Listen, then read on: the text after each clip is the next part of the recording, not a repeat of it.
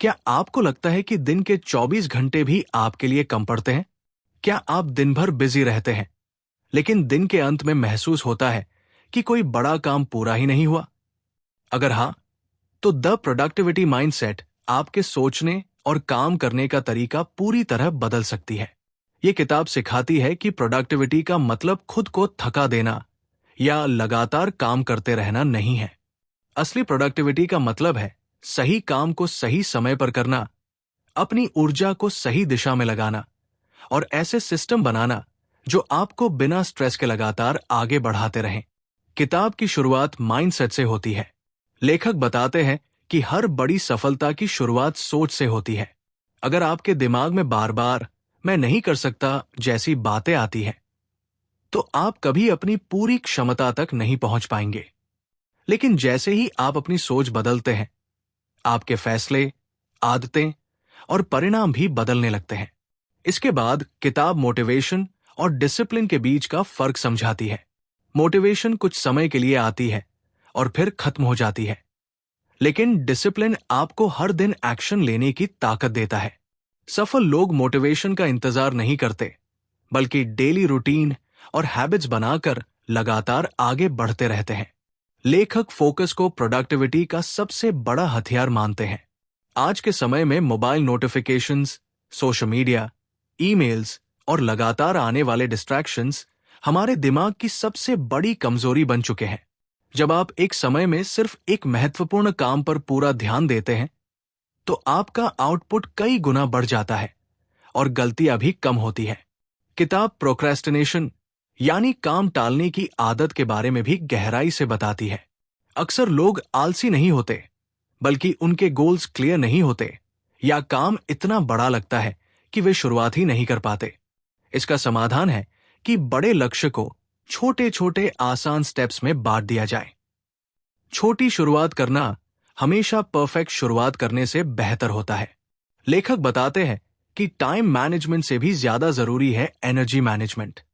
हर इंसान के दिन में कुछ घंटे ऐसे होते हैं जब उसकी एनर्जी सबसे ज्यादा होती है।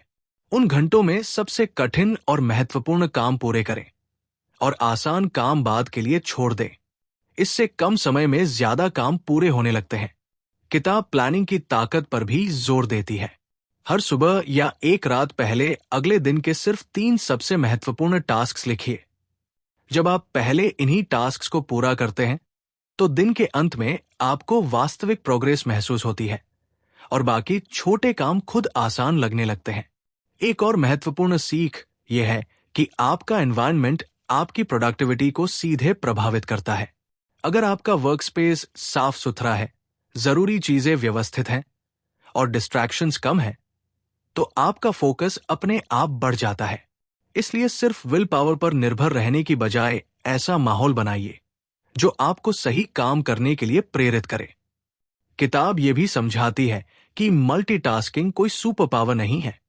जब हम एक साथ कई काम करने की कोशिश करते हैं, तो हमारा दिमाग बार बार टास्क बदलता है, जिससे समय भी बर्बाद होता है और काम की क्वालिटी भी गिर जाती है। एक समय में एक काम करना हमेशा ज्यादा प्रभावी होता है। कंसिस्टेंसी इस किताब का सबसे मजबूत संदेश है। लेखक बताते हैं कि रोज का 1% इंप्रूवमेंट लंबे समय में आपको उन लोगों से बहुत आगे ले जाता है जो कभी कभी बहुत मेहनत करते हैं लेकिन नियमित नहीं रहते। छोटी छोटी अच्छी आदतें समय के साथ मिलकर असाधारण परिणाम देती है। फेलियर को भी किताब अलग नजरिए से देखती है। असफलता अंत नहीं, बल्कि सीखने का मौका है।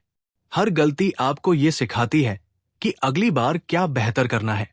इसलिए डर की वजह से शुरुआत रोकने की बजाय एक्शन लेना ज्यादा जरूरी है। आखिर में लेखक कहते हैं कि प्रोडक्टिविटी सिर्फ ज्यादा पैसे कमाने या ज्यादा काम करने के लिए नहीं है।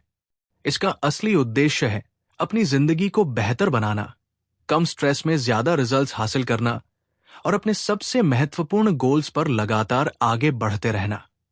इस किताब का सबसे बड़ा संदेश यही है कि सक्सेस किसी सीक्रेट फॉर्मूले से नहीं आती।